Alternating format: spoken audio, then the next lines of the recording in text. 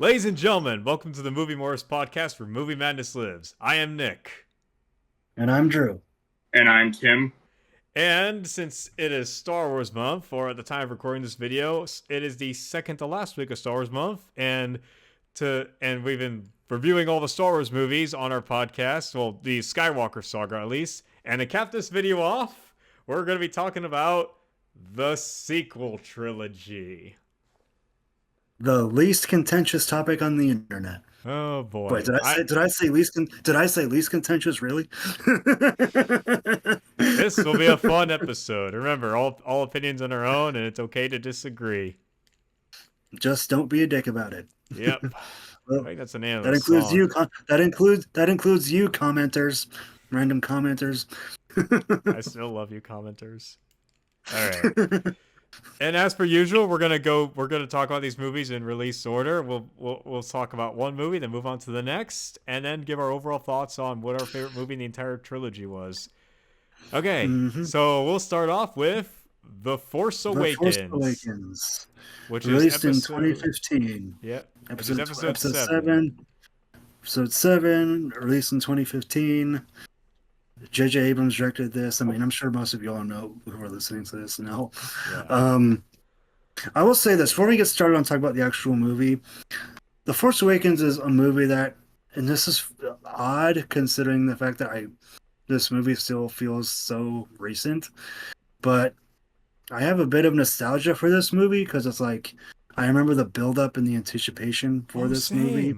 Same. And it's like it's unlike anything I've ever experienced in my life. Yeah. I mean, and I remember when Revenge of the Sith came out, but it's like this was different because this was the first Star Wars movie in 10 years, and it was like the original characters and the original characters were coming back, and you can tell by the trailers and by the marketing, it's like it looked so much like the original trilogy because you have to remember in 2015 this was kind of still a time when the public sentiment towards the prequels was still somewhat negative. So it's like I didn't agree with public sentiment. That's fine. Anyway, keep talking. But it's like, to a lot of people, this movie kind of represented a return to form, and that is pretty much what we got with The Force Awakens. And it was great. I really loved it when it came out. Yeah.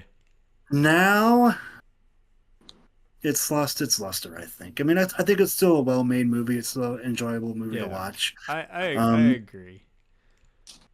But it's I think the four. Sorry, you first. But it's like a lot of the focus on what I can only describe as nostalgia baiting has really lost its luster, and it's like it doesn't, and it's like it really comes off as like it's an odd thing to say, but it comes off as like a product of its time, and not in the good way. I don't think it aged well.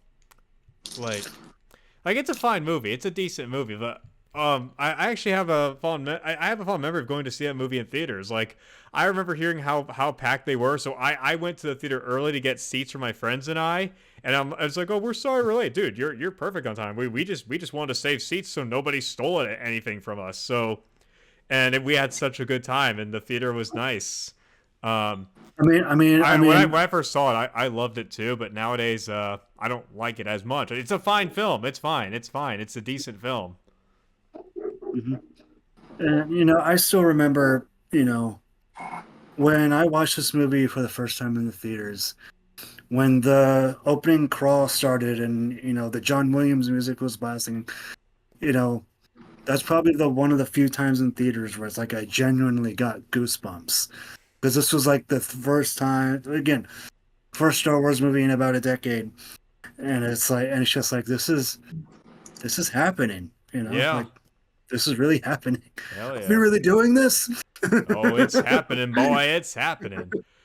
Tim, what are your thoughts on The Force Awakens as a person who's never ever seen Star Wars before? I mean, it was okay. Just not something to really write home about, so.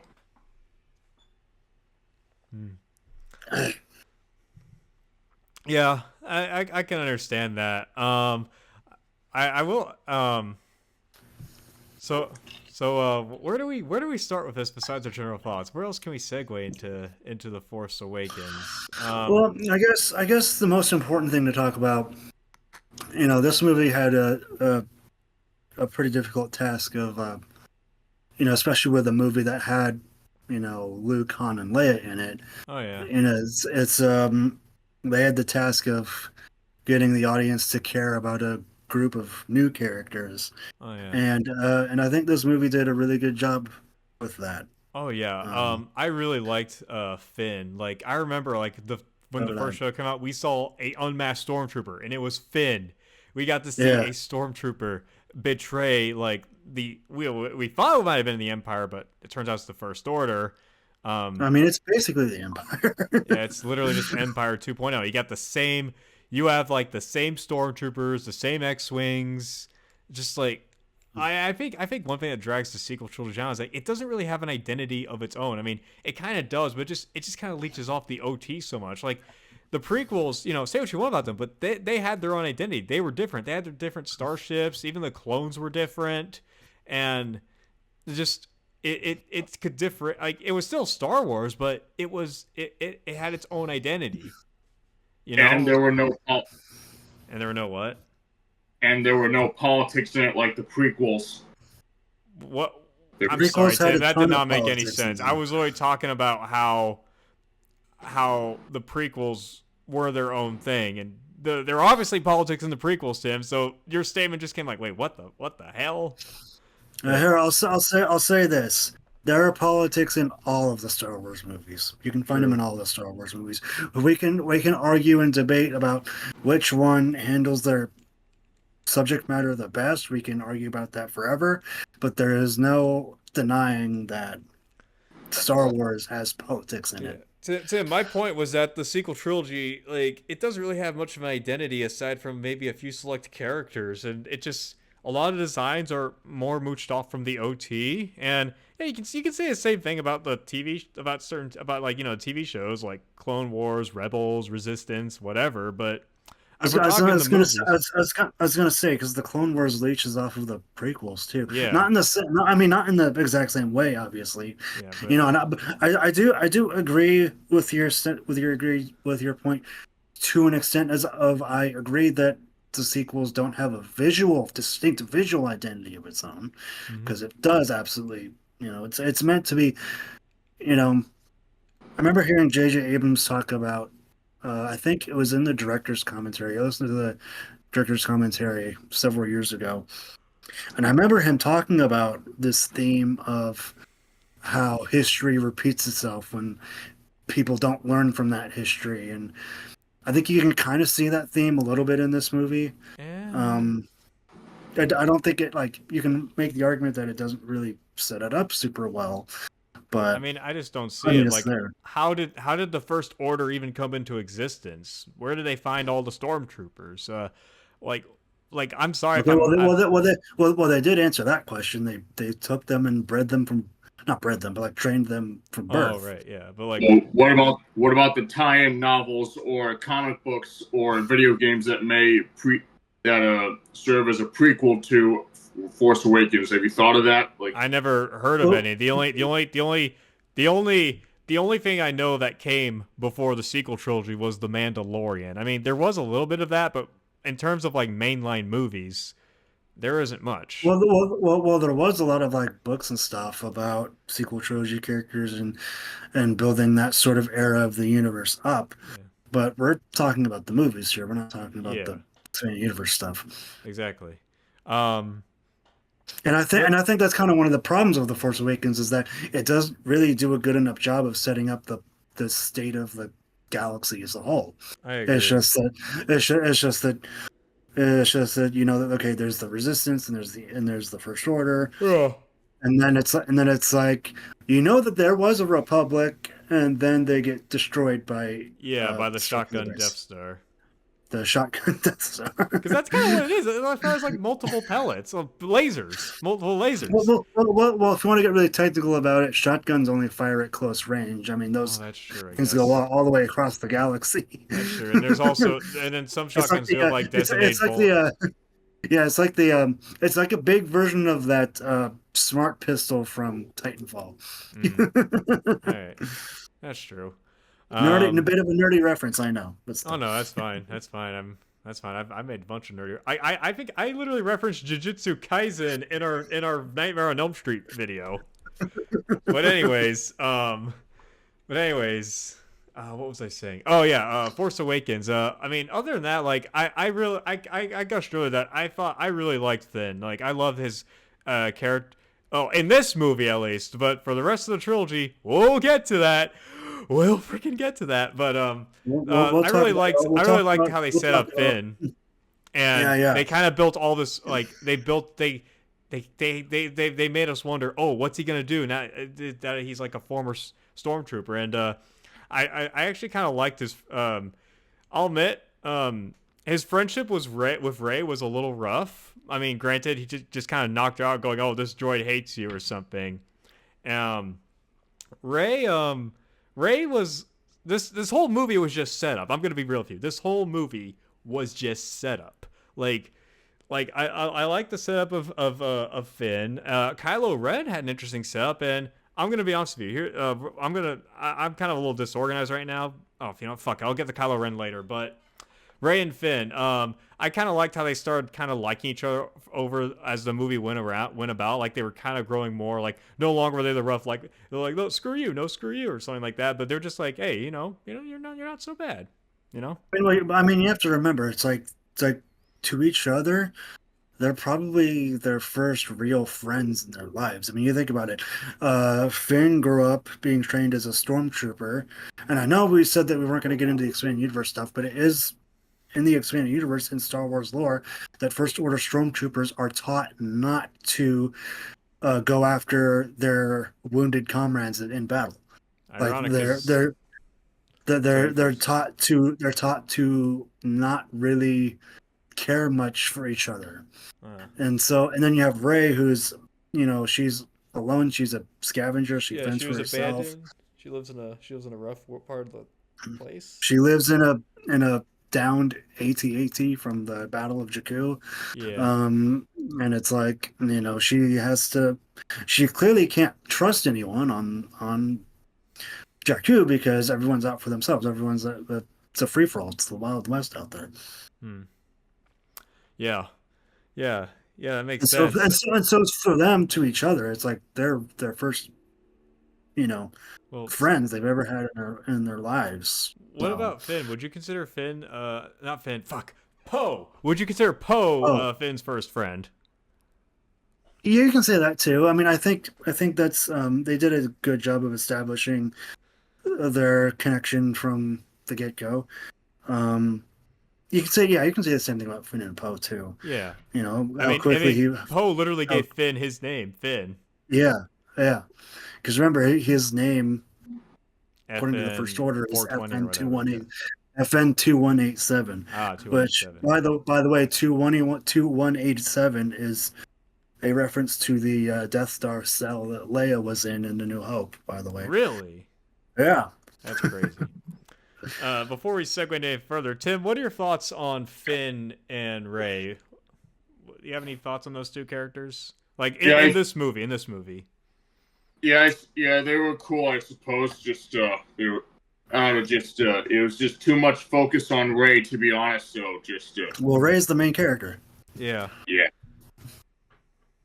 yeah, that's true. It's just like not much focus on the other legacy characters and stuff. So Well, just here's the thing, though. It's that these movies, the sequel trilogy, and that includes The Force Awakens, for the most part, it's not technically their story. It's about the new characters. You have to remember, they're passing the torch, so to speak. Yeah. Yeah, they're passing the torch. So it's like they're not really the focus. It's the new characters. I can And get they're not behind really, that. and outside of, you could argue Luke and The Last Jedi, they're not really supposed to be the focus. It's supposed to be the new characters. We'll get to the Last Jedi later. Yeah. yeah, Well, I mean, that is the next movie, but Yeah, but we're still you on can, Force Awakens. yeah. So, anyways, I want to talk about Kylo Ren. Kylo Ren, again, this whole movie was building. he was built up kind of interestingly, but I really wish he did not take off his helmet till the very end of the movie. In fact, why not have his helmet get severely damaged at the end of the movie so Rey realized, holy shit, this is a person. That would have been a cool surprise. Like, we could have seen that. Like, that would have just been my 2 cents. It may just have Kylo Ren not take off his helmet till the very end of the movie. Plus, it would have made sense on the injury he got on his face, too. Instead of his... Well, the injury got on his face from Rey. Yeah. That sliced him with the lightsaber. Yeah, but it was just like a big scratch. Yeah. Yeah, I'm not. I guess you can probably make the case that maybe he couldn't have taken it off until the scene with Han. But I don't know. I feel like by the time he gets to the scene with Han, the mask has to come off. I can see that. Yeah, just a scene with Han, and then like during the fight with Rey, he has the helmet still on. That I can see. Plus, I think when Kylo takes off his mask in the interrogation scene with Rey, I think that's kind of the point why he takes off his mask, because she calls him a creature in a mask insultingly, and he takes off his helmet to show her that he's a person. I guess, so he does what you're talking about. So he does what you're talking about. Yeah, that's fair. I will say, why does he I find it weird how he just starts idolizing Darth Vader, even though he kind of knows about the legend that Darth Vader had darkness take over him. Although I don't think anyone else knew that Darth Vader eventually became good. Everyone just knows that Darth Vader was freaking evil. Well, you have to remember Darth Vader was like the most hated person in the galaxy. That makes sense. And in the New Republic, you think maybe Luke would have told his nephew Ben. Yeah, that was, again, I know we said we weren't going to get into the expanded universe stuff, but that was in Star Wars lore, in the current canon, Darth Vader's identity and everything was basically a need-to-know secret. Like Luke and Leia and Han didn't really tell anybody, because why would they? I mean, because to the galaxy as a whole, Darth Vader was the mass murderer. Yeah, I'm not saying everyone should have known. I think maybe Luke could have maybe said, "Hey Ben." I mean, Luke probably did tell him. Yeah. He probably did tell him. I mean, he literally praised the helmet, calling it grandfather. Yeah, and I also think too with that he's trying to, because it's clear that he's conflicted, right? He's being pulled to the light, and I think he looks towards Vader as sort of like she's trying to strengthen his resolve in the dark side, if that makes any sense, because he wants to be like Vader in some way. Yeah, because I mean he's his grandfather. He's and I'm sure a lot of it also has to do with the manipulation from Snoke too. Yeah, who we'll might talk about later, might not, but man, I'll say this about Snoke. Even in The Force Awakens, I didn't particularly care for his character. He always just seemed like a worse version of the Emperor. He kind of was, and they could have done something else with him. Like maybe he could have been like some secret immortal Sith who the Jedi had to like bury in some kind of concrete or carbonite or whatever just to keep him out. But for some reason, he got freed somehow. That's just my idea. Interesting idea. But yeah, again, this whole movie is all build up. So I kind of thought they kind of teased and showed us, here's some stuff we might explore in the future. So that's how I'm kind of treating this movie as nothing but build up. In fact, that's the only way I can treat this movie as build up. And it's nice build-up, but, build-up needs a conclusion. And no, this is not a segue into the next movie, because I feel like we have more to talk about, such as the legacy characters. Yeah, I'll be honest, I really liked the banter between Han and Chewie in this one. Oh, yeah. Like, especially during that kanji club scene. Yeah, it's like where Han was like, hey, I always get us out of this, something like that. And Chewie's like, oh. And then Han turns around and he's like, yes, I do. Every time. Yeah. Yeah, I thought Han and Chewie, I like how Han was a lot more optimistic. For some reason, okay, well, he was optimistic personality-wise, but for some reason, the way they portrayed him is just some kind of deadbeat traveling in a collector ship or whatever. I don't know. I don't know how to feel about that. Like, yeah, I guess that makes sense considering his kid turned to the dark side and he has some turmoil with Leia. And Hmm. yeah, Well, I mean, when his kid turning to the dark side is what caused his turmoil with Leia. yeah, I guess, yeah. They literally say it in that one scene at the Resistance base. Mm-hmm. I mean, because you know, I mean, how I mean, if you were Han and your son turned to the dark side, it's like, I mean, for one, you have to remember Han didn't in the original trilogy didn't believe in the Force. He thought it was all a bunch of Yeah. mumbo jumbo, and then he sort of starts his kid is Force sensitive because he's the grandchild of Vader, and Yeah. it's like, And and then he turns to the dark side and becomes attempts to become the next Darth Vader. It's like yeah. that that would probably eat away at your soul. I Yeah, it mean, would, yeah. Um yeah. Yeah. It was what I find interesting is that for some reason Rey feels like she knows a lot about the Jedi. Like she hear about them in passing. Did she ever say, "Oh, I heard about these stories," or "I found old texts in newspapers," or whatever? Like, okay, I know newspapers probably don't exist in the Star Wars world, but did they she ever might. mention how she heard a bunch of stories in passing, or how she'd hear about them like when she ate or something? Because she seems to know a lot about the Jedi. Well, It's, she does, but I think she says to Finn at one point, she was like, "I've heard about them in passing, but it's like she always yeah. kind of just thought it was a myth." Just You know? a little one shot throwaway line. Yeah. Tim, pardon my But, rudeness, but, but but sorry. I was gonna get Tim's input on all this. Tim, what are your thoughts on Kylo and the treatment of the legacy characters in this film, not the other films, just The Force Awakens? I know that I hate that they did Han Solo dirty. So, Ooh, elaborate. well, what do please you elaborate. think? What do you think? So, I think Drew has a point that Han Solo was a little down the dumps, and however, I do like how he's a lot more optimistic. Like he knows that the Jedi were real, and that he has a lot more banter with Chewie.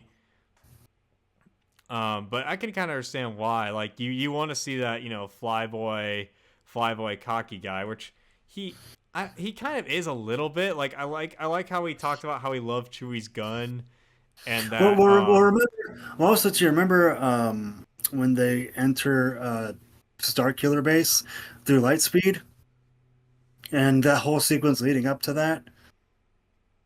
Han was kind of being that flyboy in that scene. Because yeah remember when Han tells Leia when they're having that briefing, he's she asks him, he's like, "How would you get past that? How would you get past their deflector shields or something?" And he's like, "If I told you, you wouldn't like it." Something like that. I was like, I feel like that's a little bit of that, cocky flyboy side of him kind of coming out a yeah little bit, even in his old age. yeah. But Tim, what about Kylo? What were your thoughts on Kylo Ren? I would I would say I liked him. Hmm. I mean, yeah, but it's just I didn't like the fact that Han got himself killed because of his mentally unstable son. So Yeah. that's what I hated, Let's talk about that and a little bit. What are we all thinking about how Han was killed? By the way, I mean, spoiler alert. I mean, I think, dude, everyone who's listening to this has probably seen this movie. Oh, absolutely, yeah. What is everybody's thoughts Um, on Han getting killed? I think other than how kind of telegraphed it is, I think it was handled well. I I mean, agree. It was Han trying to reach out to his son and trying to bring him home. Yeah, It's and it was it's very what a tragic father how would he do. died. Like it Yeah, was a little that's the sad. point. That's the point. Yeah, I it's mean, I think it's he he died doing what I think a good father would do: try to reach out, try to reach his son. yeah. Out of fatherly love. Mm-hmm. Yeah. And also, Yeah. too, I think something that doesn't get talked about enough is that I think Han being a father in this movie kind of adds a little more depth to his character because you got to see a Yeah. side of him that you didn't see in the original trilogy. Mm-hmm. Yeah, but it's just mostly him trying to talk to Kylo, really. Yeah. Yeah. I do feel like. Do you feel like? So here's the thing. Han Solo doesn't really like. Harrison Ford does not really like playing Han Solo. So do you think? Do you And he think really doesn't like talking about it either. Do you think he just? Do you think he begged Disney to kill him off in the same way that Keanu Reeves he begged the studio he to kill off John Wick? he had to have he had Because to have like because a part of you know, me. remember he wanted Harrison Ford wanted Han Solo to die way back in Return of the Jedi. You Um, know, so it's like why did he come I'm back for the sure rest of the movies? money. Makes sense. um, but I mean, yeah, it's like he had to have I Yeah, don't buy that he a wouldn't do part of me that. wonders if they had bigger plans for Han Solo if Harrison Ford didn't like beg them to kill him off. Well, if they didn't kill him off, where else is there to go with Han Solo? Well, um, I don't know. Good point. But at the same time, Because I mean, if you keep him alive after this and you don't do anything new with him, it's like that. Yeah, at that point you're just kind of parading him around for nostalgia's sake. And if you do that, what's the point? And I know we'll get into this later, but the next movie is already overstuffed with plot and it's in character, and it's like, do you want another one? Do you right? want Yeah, more? that makes sense. I guess before we can segue into this, I feel like I can get Poe kind of be absent throughout throughout the middle of the movie, but I do Yeah. wish I don't know how to feel about that because Poe has been a very mixed character. Has been a very mixed character at the beginning of this movie, and oh boy, I'll talk about him more when we get to the rest of the movies. So, But anyways, Poe. I'm gonna tell you something. Let's hear it. Did you know that Poe was actually originally supposed to die at the beginning of this movie? I could believe that. I could believe that. Why did he live? Because I guess J.J. Abrams really liked Oscar Isaac's performance, something like that. That makes sense. I didn't like how the first line was just him kind of being like, "All right, who talks first, you or me?" I think it was meant to be kind of a funny line, but it's like I remember when I first saw this in theaters, the theater did kind of chuckle at that, but watching it now, like I've seen this movie like at least double digit times by now. I've seen this entire trilogy. No, I've seen this movie 3 times along with Last Jedi, and I only saw Rise of Skywalker twice. Um, so yeah, on rewatches, humor like that does tend to lose its Yeah, luster. like I don't know, you already gave us a nice impression of a Kylo Ren, the First Order, attacking a village trying to look for things, and I do think it's a little out of place where Poe. I mean, I get Star Wars doesn't need to be like dark, gritty, serious. It can have a little fun, but just you're in a dire situation. Your first part was like, did I really just say that? Kind of Marvel Well, writing. I think it's very Marvel, the Marvel type of humor, and that Yeah. is not. I'm not crazy about that type of humor. Oh The no, a humor lot of people shows are up. getting sick of it, myself That, included. that humor definitely shows up a lot more in the other movies. Oh. And then to not amazing results. Yeah. But it's there. I mean, you have to remember this movie came out like basically at near the height of Marvel's popularity. Yeah. So A lot of and it was places and it was distributed by the same company. So Disney. Yeah. Disney, yes. But yeah, I don't know, Poe. I kind of had mixed feelings for.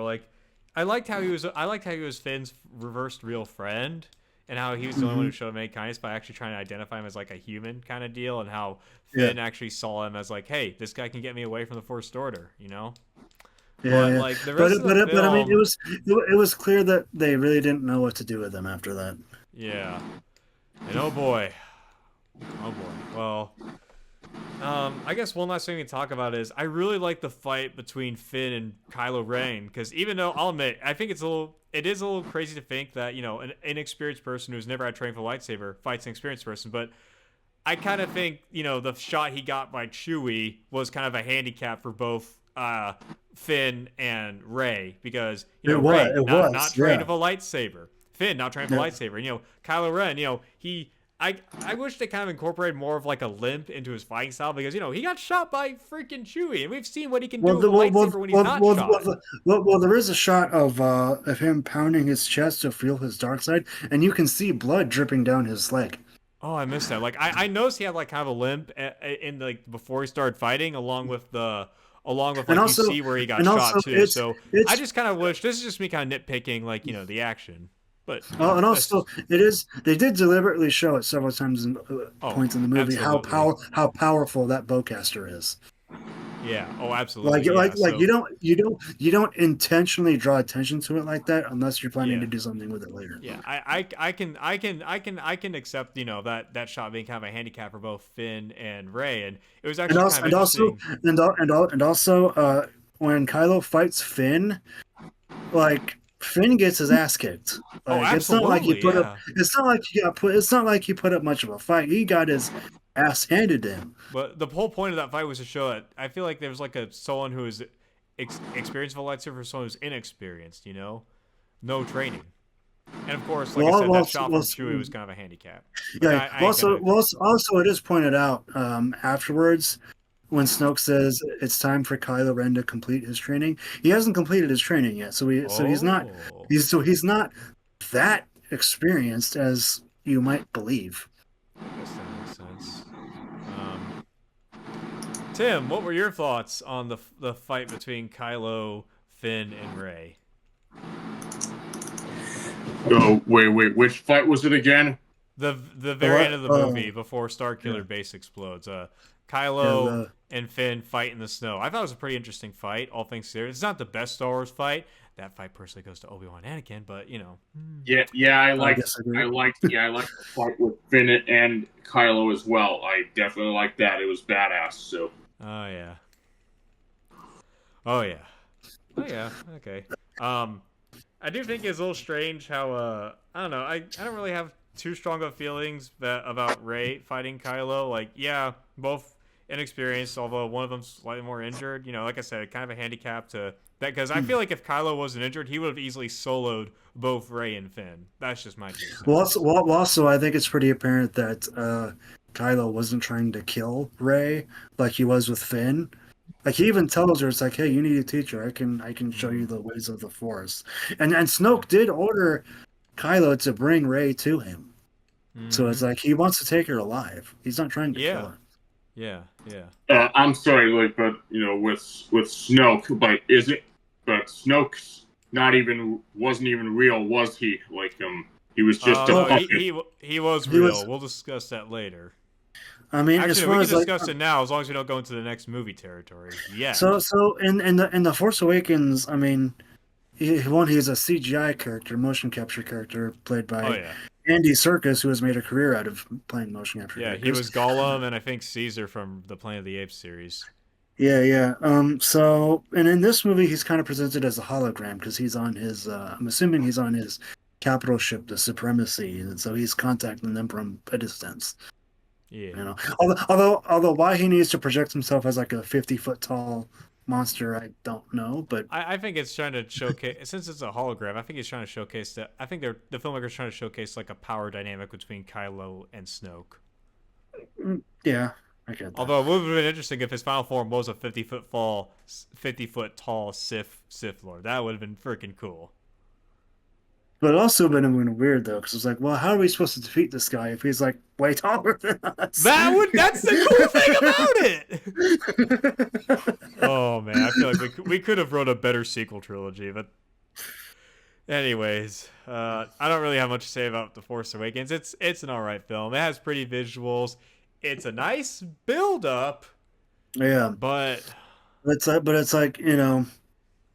like very much. It's one of those movies that I think has a big part of it.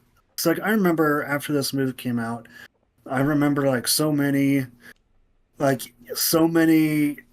hours were spent watching theory videos and stuff about the new characters. And one, it shows that people like the new characters if they're willing to take time to theorize about them. Secondly, it was a lot of fun to have Star Wars back, and for the time it was a fun movie. It was a really good, I think, and it for me, it did reignite my love of Star Wars, which admittedly through some of my teenage years, I sort of kind of fell out of love with it. Not for any like reason, it's just I just sort of moved on to other things. And when The Force Awakens came out, it was like, that love and passion that I felt when I was a kid was back. And I think that's what even though I think this movie has lost its luster, in large part because of what came after. But I think that it's still an enjoyable movie. It's a nice popcorn movie. It's a great popcorn movie. Yeah, you said it perfectly. Yeah. Tim, final. I want to go on a quick tangent on real quick because I don't mention this, but believe it or not, even though I grew up with the prequels as a kid, I ended up watching the OT more. I didn't hate the prequels. I just only had episode 1 on DVD around the time, so the only movies I really watched while I was a kid were the original trilogy and episode 1. But then as I got older, I actually started falling in love more with the prequels. I'm like, hey, these are pretty good movies. Anyways, we talked about the prequels last week. I know. That's just a little side tangent because you mentioned how Star Wars as a kid. Anyways, back on focus. Tim, what are your final thoughts on The Force Awakens? Yeah, like I said, it was okay. It was okay. Nothing really special standing out to me because I know it's just a controversial trilogy, and even my friend Ben says that I refuse to consider the prequels and sequels canon. It's just the OT for me. That's it. So there are OT purists out there, and I think it's sad because I know we'll kind of talk about this more at the end of this whole thing, but it's like I think all 3 trilogies have something to offer in some way, regardless of what you think of them. And I remember when I was a kid, there was like all these talks about quote unquote rewriting the prequels and redoing the prequels, much like how there's the same talk about the sequels recently. And it's like for both examples, it's like I don't want either of these trilogies remade because they are what they are, and they have their audience. I guess I can respect that. But anyways, that includes your beloved prequels. That includes your beloved prequels. I know. Anyways, are we ready to move on to the next film? Well, I have a feeling this next movie is what the bulk of this discussion is going to be about. Boy. It's time to talk about how much you want to bet that the original trilogy will be remade in the next 20 years. No, don't talk about that, please. Don't talk about that, please. And why not? Because Tim, I'm already tense. We're going to the next movie. Please, just. None of these movies should be remade. None of them. These movies are the OT is timeless. The prequels, in my opinion, are getting better of age. But it's time to talk about the sequel trilogy. It's time to talk about. Well, ladies and gentlemen, it's time to talk about The Last Jedi. I call. Do you want to do it? Let's do it. I call this movie bold and brash. More like belongs in the trash. Whoa, goddamn. Yeah. So anyways, let me give my opinion on the Last Jedi real quick.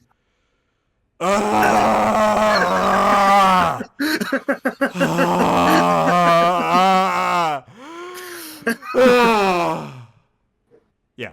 Oh, great. So we can move on now. No, I mean, to quote Anakin Skywalker, I would certainly like to. But no, do we need to talk in detail about this movie, or can we just move on to the Rise of Skywalker? No. I know what I have to do, but I don't know if I have the strength to do it.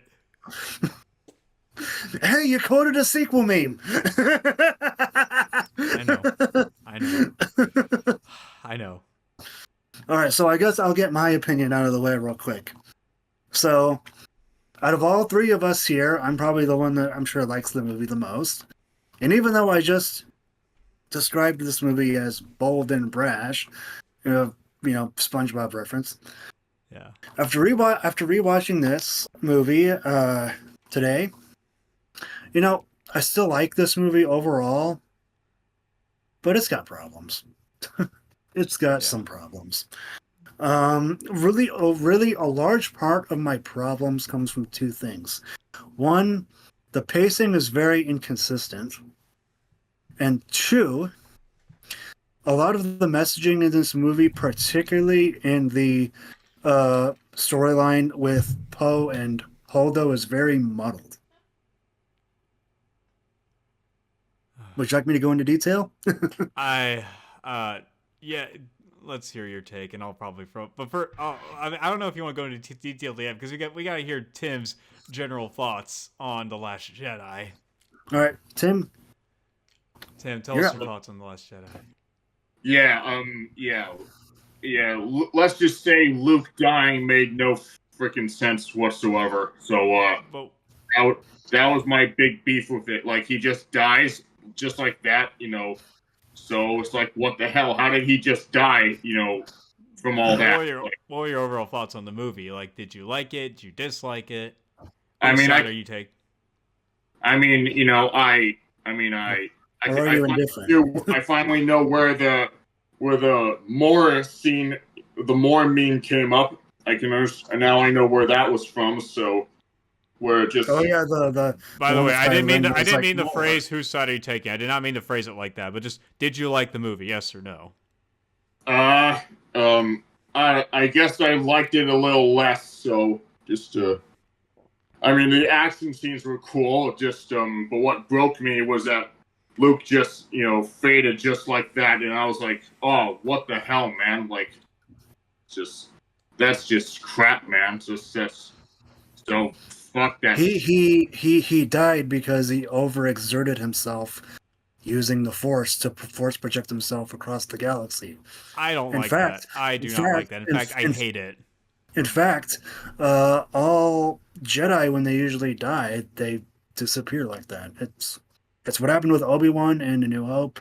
Happened with Yoda. Obi-Wan died by Vader. Yeah, he did, but after he got sliced up, he disappeared. Yeah, I guess that's true. And then Yoda died of old age or sickness, and he disappeared. But like, Luke didn't even get hit by a laser. He just force projected a ghost and decided, oh, time to die.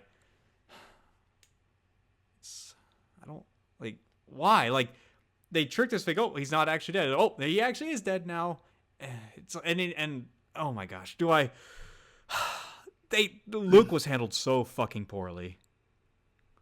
Like, very. Let it all out. Let it all. Luke was handled poorly. Like, flow through you. I will let the hate flow through me. Like, where do I fucking begin? Like, the grumpy Luke could have worked. It could have worked. It could have worked. In fact, I'm just gonna say it. This movie had a bunch of good ideas, but they failed miserably. And like, grumpy old Luke could have worked. Like, maybe while he was training Rey, he could have, maybe he could have remembered, hey, I remember like when I was like this being trained, and he could be like, oh, so this is what it's like. He could have rediscovered his love of the Jedi and the Force, and maybe realize, hey, if I maybe raise my second chance of training someone just as powerful. But no, he's just like, go away, I hate the Force, I hate the Jedi. And he's like, I came here to die. Just, that's not, like, look, if you want, like, they could have done this so much differently. They could have done this so much better. Like, do I want to bring up another fucking movie for comparison? Sure, go ahead. Surf's Up did a grumpy old master who hated his passion way better. Surf's Up did a better grumpy Luke Skywalker, way better, in the form of Big Z / the Geek. Because that character hated surfing. He didn't want to surf anymore until the main character came along and he taught him how to surf. And once the character learned how to, like, got the idea of surfing, he started, falling back in love with the hobby again and realized, this, holy shit, this is why I loved it. This is what it was all about. Yeah. Oh my gosh. Like, and once, as Tim said too, Luke dying, just why?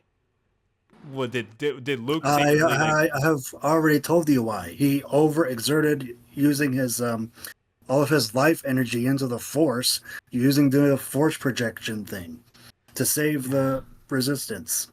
I know. because they were trapped by the First Order. In fact, I'm just gonna segue this and say every character felt really incompetent in this movie. Hux was degraded.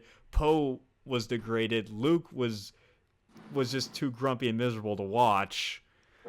And Finn was just kind of Rose Tico's pet to, not really pet, but just Finn didn't do a lot. Finn could have done more. Like all he What do did you mean, was Finn? What do you mean Finn didn't do a lot? he tried. You mean, He I tried. mean, he goes on with this frankly really stupid plan to do the to get on the Snoke ship and disable the fucking hyperspace tracker thing. And then he does get that I thought he was fight going to go with, find Rey, but then Rose Tico came along and just like, oh, taser. because he was deserting. He was about to desert them. And her sister just died in the previous battle. Of course you wouldn't like that. Fair, but like, well, then it's like, oh, we can actually, instead of go finding your friend, why don't we get a code breaker who we may or may not, who this person may or may not know, which they find the code breaker. Oh, it's not the code breaker. This dirty hobo claims to be the freaking code breaker in prison. In fact, I'm just gonna say it. Fuck Canto Bite. I hate Canto Bite. Canto Bite sucks. I mean, I agree with you that it's pointless. the least interesting part of the movie, and it does go a bit a bit too long. But the Canto Bite stuff was sort of to show it was a bit of a weird way to introduce the topic of war profiteering into this thing, and to show how the First Order, got a lot of its weapons and shit. I guess that makes sense. Yeah, but I guess, but I'm like, not- it just didn't go anywhere. like I said, I agree that was the least interesting part of the movie, but I don't think it was completely pointless, like some people say. It was because they claim to find a code breaker. Oh, turns out I'm an Imperial spy. Trying to turn off the hyperdrive tracker. He wasn't an Imperial. He wasn't a spy. They were caught, and he decided to make a deal with the First Order to save his own skin. It's scummy. That's the point. It's the scummy thing for him to do. He's not a character you're supposed to like. But Well, DJ, I didn't even have any strong feelings for him. I just thought the whole payoff was bad. In fact, remember how I said the first film was build up? This felt like too early payoff. Like we're suddenly doing all this payoff. Do you know what The Last Jedi feels like? It feels like the second and third act of a trilogy shoved together. Kind of does, yeah. I don't know why they did it like that. And that's what I think it's because, remember what we talked about with The Force Awakens, where it didn't do a lot to set up the context around the galaxy, as far as like the political state of the galaxy, what's going on. A lot of that was avoided by The Force Awakens. So I wonder if when Rian Johnson came to do this movie, he kind of felt the need to try to do some of that heavy lifting that The Force Awakens avoided, and it all just sort of got all mixed up and convoluted, because not only does this movie have to be a continuation of what came before The Force Awakens, but it also has to introduce these things, and it has to pay off these other things, I think we probably should have talked about this with The Force Awakens, but I think a lot of the build-up in The Force Awakens, they built stuff up without any clear ideas of what the payoff is going to be. So Rian Johnson comes in, who, by the way, I think it's pretty apparent, his filmmaking philosophy and everything is so different compared to J.J. Abrams. So, of course... What is his filmmaking philosophy? Like what is Rian Johnson's filmmaking philosophy? Like I've seen Looper and I've also seen Knives Out. What's his filmmaking philosophy? Well, I think his filmmaking philosophy is all about like meta deconstruction in a way, and was like blending genres. Like he blends the sci-fi and crime genres in Looper, and he kind of did something similar with Knives Out, where it's both like a crime thriller and a whodunit mystery type thing. I think with here he kind of tries to do a little bit of the same thing, not quite to the extent of those other movies, but and I think this brings up into the larger conversation of getting initially three different directors to do each movie in this trilogy, especially without an overarching plan, Yeah, was they a don't bad know. idea. It Was a is. It bad is a very idea, bad idea. In and it fact, Tim, shows. where are you? Where are you, man? He, once there he is. There he is. Sorry. Yeah. Tim, what are your thoughts on Canto Bite? Wait, what? Wait, well, What are your what's? thoughts on Canto Bite, the freaking casino planet? Oh yeah, it looked pretty. It did look pretty, sweet. I mean, it looks like some. I mean, yeah, it is. It looks very cool. I mean, yeah, it's profits off of war and stuff, but it kind of makes you wish that you were there. Not Just really. it's such Not a, really. it's such an elite looking place, rich looking place. I mean, but I'm surprised that was never destroyed. That place was never destroyed, but Well, it's because it's where all the sides get their weapons. Of course, Well, they're not going to just. It's not going to destroy it. I was gonna say, I really fucking hate how Rose and Finn were caught. Oh, they didn't park in the beach. Why the fuck did they park in the beach when the guy told them they couldn't park there? Why couldn't they park somewhere else? Where they just, like, yeah, I get they were in a fucking hurry, but like, really? So, I mean, honestly, parking? I think that whole prison scene could have probably been cut out entirely. To be honest. Yeah. hey, Drew. So what happened to that guy who sold out? Finn and Rose. Like, what happened to him? He got away. He got away. Never to be seen again. He should have Wait. freaking died. Wait a minute. He He didn't. Wait. He didn't die in the ship explosion. No, not to my knowledge. We Well- didn't see him die. Well, we didn't. We didn't see him escape either. So, what Yeah. happened? I don't know. Like, So that's it. So he just. So there's no scene of him, falling with the rest of the,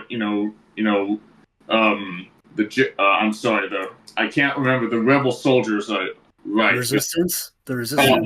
No. The stormtroopers I meant. So, I'm surprised. No, he just disappears from the movie at a certain time. And to be honest, I feel like I don't know. I was fine with them disappearing. To be honest, I didn't miss him. yeah. So what's the guy's name? I forgot. DJ. I'm just gonna TJ. DJ. DJ Star Wars, right? Yes. DJ Star Wars. Yeah, now that I think about it, his name is never out. I don't think his name is actually ever said in the movie. Every time I think of DJ, I think of DJ from Street Fighter. Oh my gosh, what a fucking awful movie. Oh my gosh, I don't even know if I want to, like, what else can we, where do we segue to this, man? Where the fuck do we segue into this? Because I'm gonna be honest with you, there's only two good things I can say about this movie. It had good ideas, and the visuals are pretty, but the good ideas were poorly executed, very badly. Oh my god, you actually said something positive about this movie? Holy hell!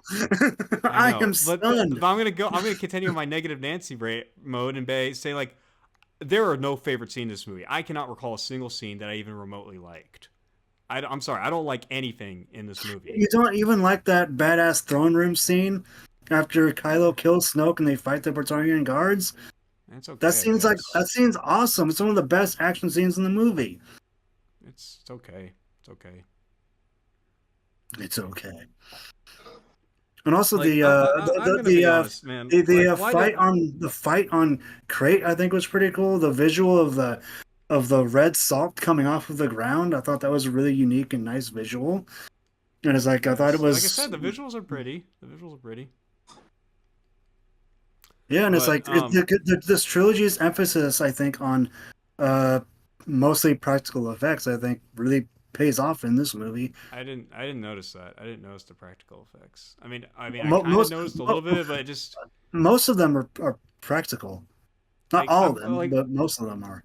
Here's the thing: like, one of the reasons I hate this movie so much is because I feel like the victim of a practical joke that took way too fucking long to end. Like, the film thinks it's so clever, just trying to trick the audience and think, oh, you think this is gonna happen? No, this will happen instead.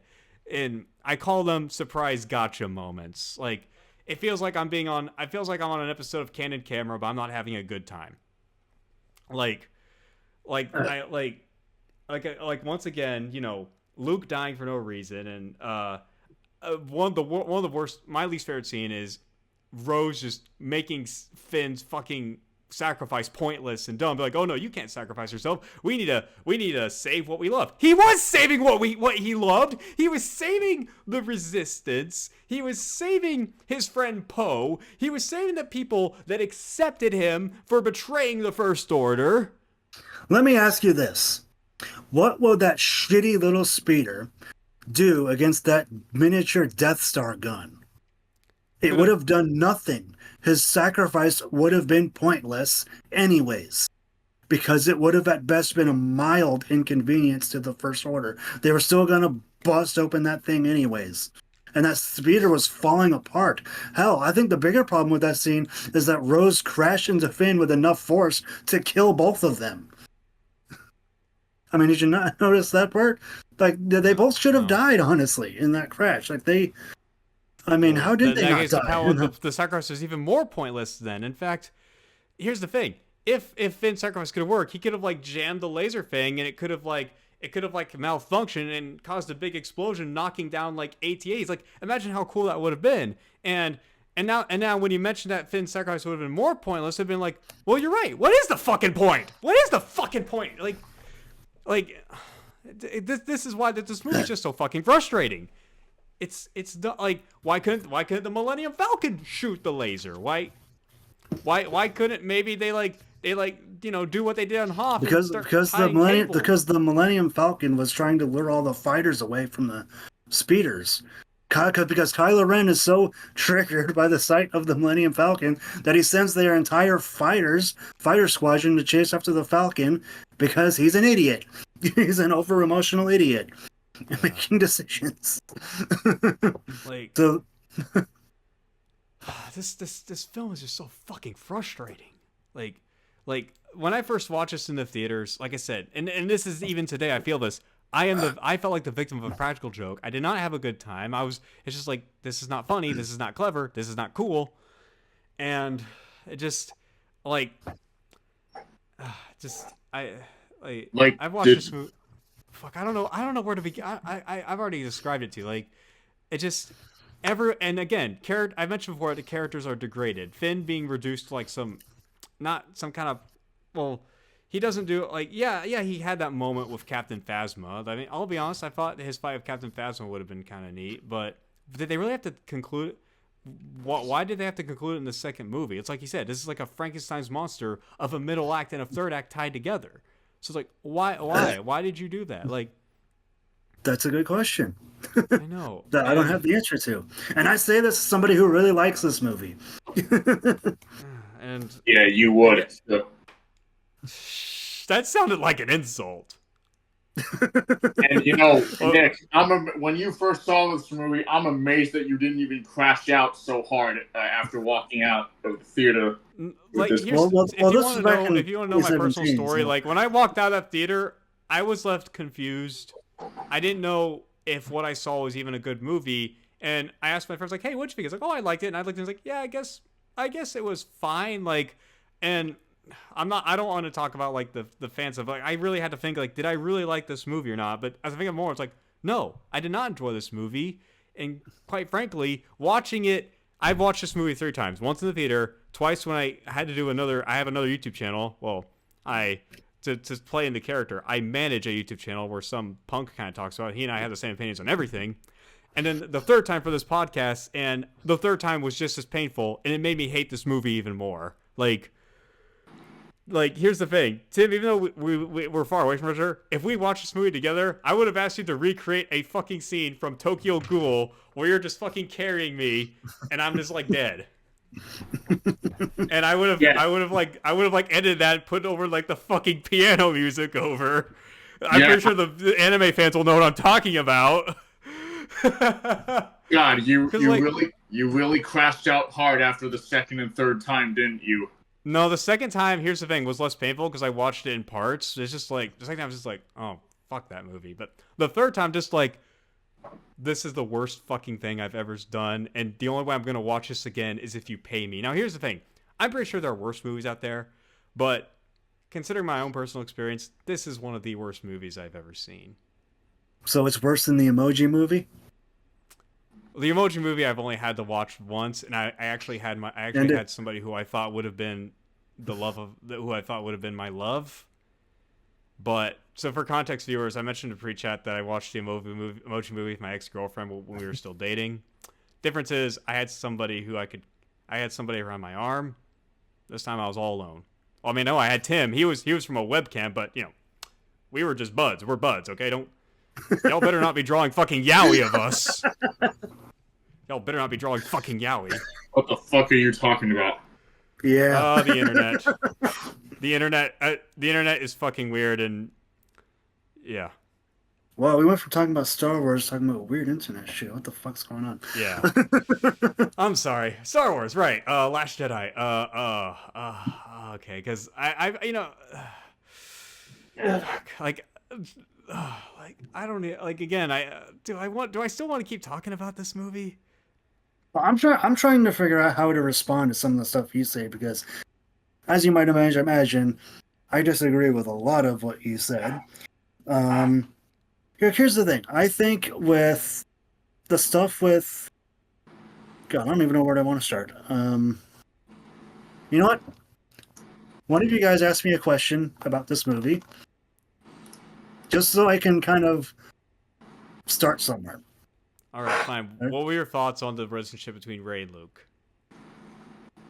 I mean, here's the thing. I think you're supposed to. There's a reason I think that this movie is told from Rey's perspective, because I think as an audience member, as what you said, you don't like seeing grumpy old Luke, right? Neither does Rey. Like, I think you're supposed to kind of feel that with that disappointment with her because it's shocking. It's not supposed. You're not supposed to. What am I saying? It's you're supposed to be like, I thought this guy was the noble Jedi hero who's supposed to come back and save everybody. Now he's like this grumpy old guy. And I said like, I could have accepted that. I just wish they paid it off more better. Like maybe have him crawl out of that rut and actually find love within the Force again. He kind of sort of does though. Maybe not in the way maybe not in the way you'd expect, but he does reconnect himself back to the Force after he trains Rey a little bit. And I think they might have been a bit too subtle about it, but I think also there was one of the lessons with Luke and Rey actually was cut from the movie, so that also might have had something to do with it. Because there's a scene. Okay, you remember after the second lesson when Rey and Luke are talking about Ben Solo's fall to the dark side from Luke's point of view? Originally, after that, they were supposed to go back out to the outside of the cave and see something happening at a nearby village. And Luke says it's a bunch of raiders coming to pillage the village. I know that rhymes. Coming to just fuck up the village. And so she runs, saber in hand, ready to fight some people. She gets to the village only to find out that it's this weird party going on. There's nothing bad going on. And she realizes Luke lied to her, and she fucking goes off on him. She's like, what the fuck? This isn't the Luke Skywalker I know.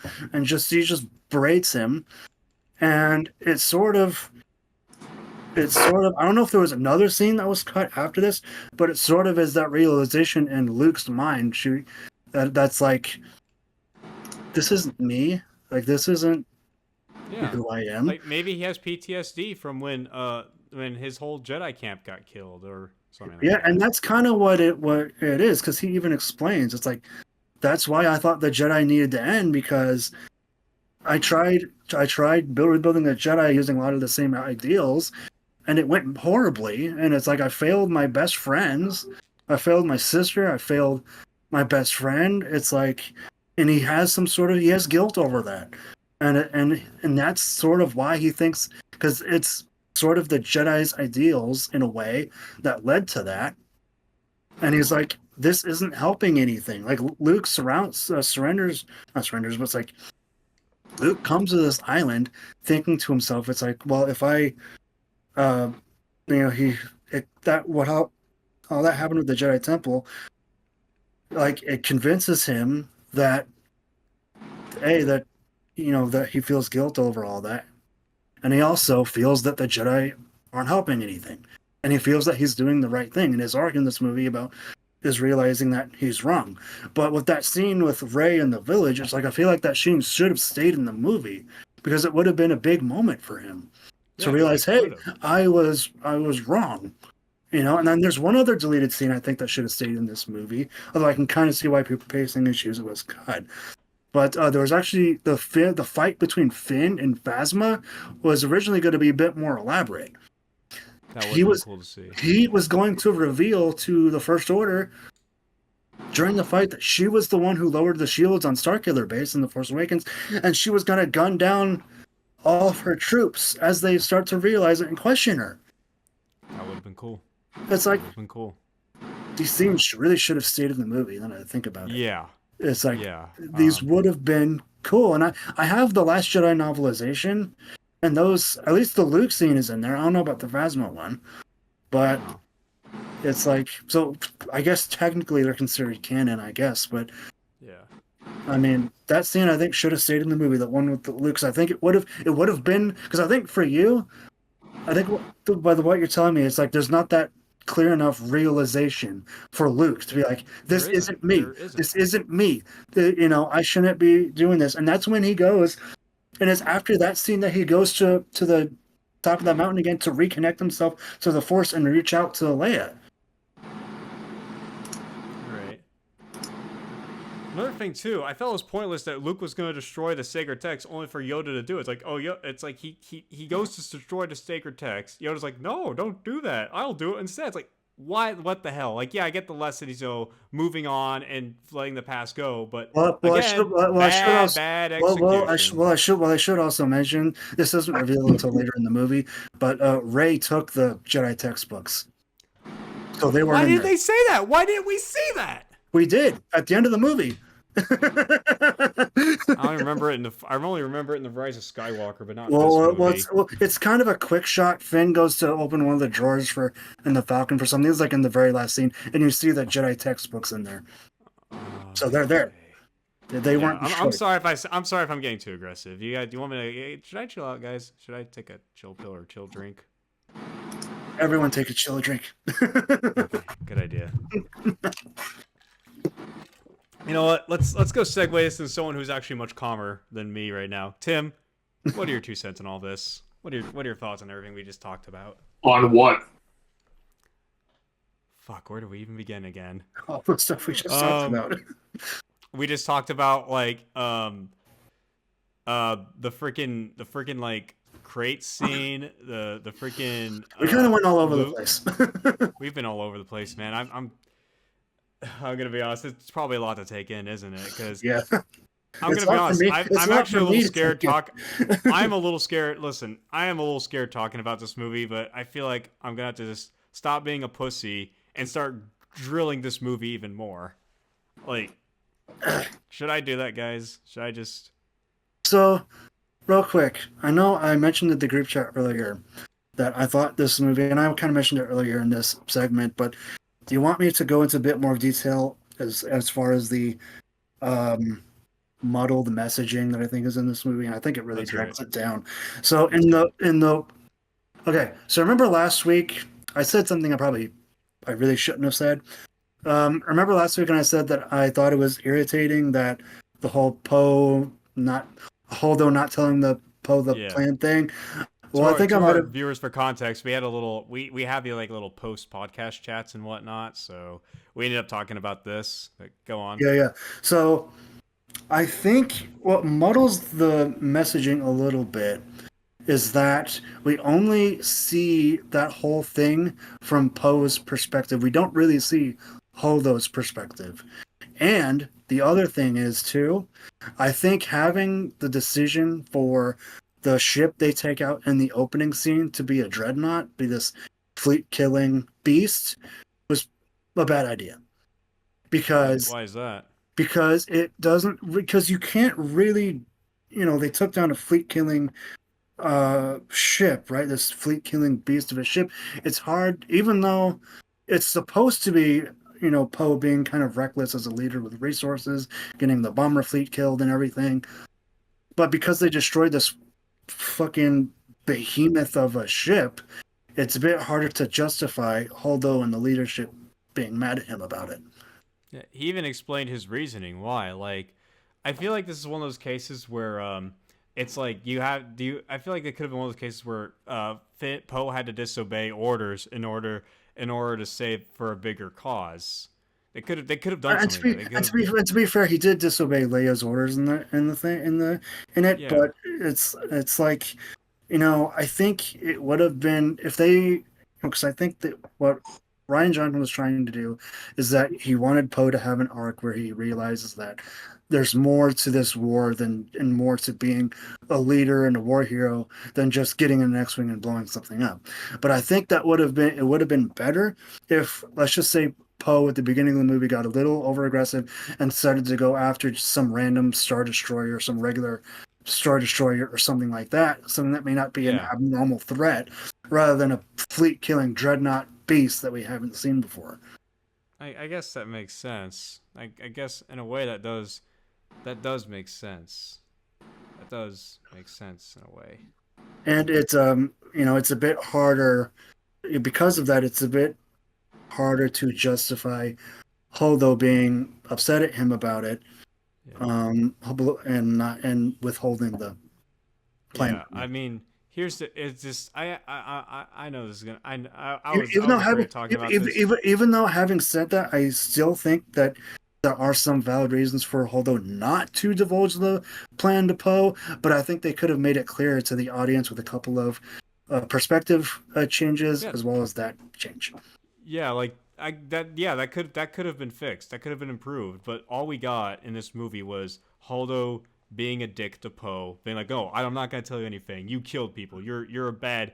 You're bad. You're awful." Like, And again, if it was just and a even Poe just wants to know. I just want to know the plan. I want closure for the crew.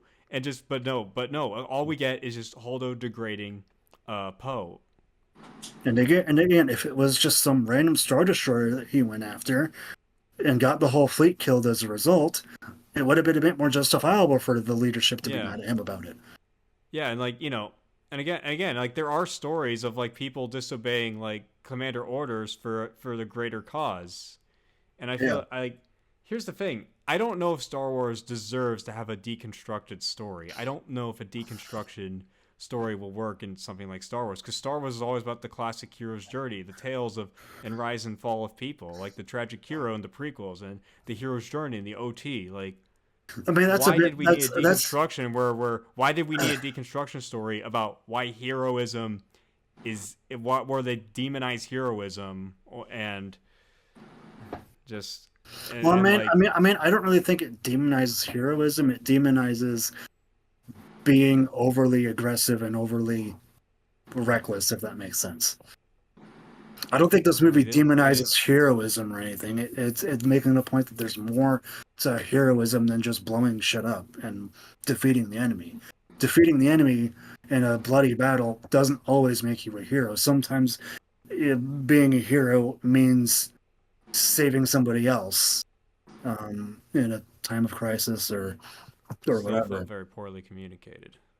That's kind of my point, though, and I mean by muddled messaging. That's kind of my point.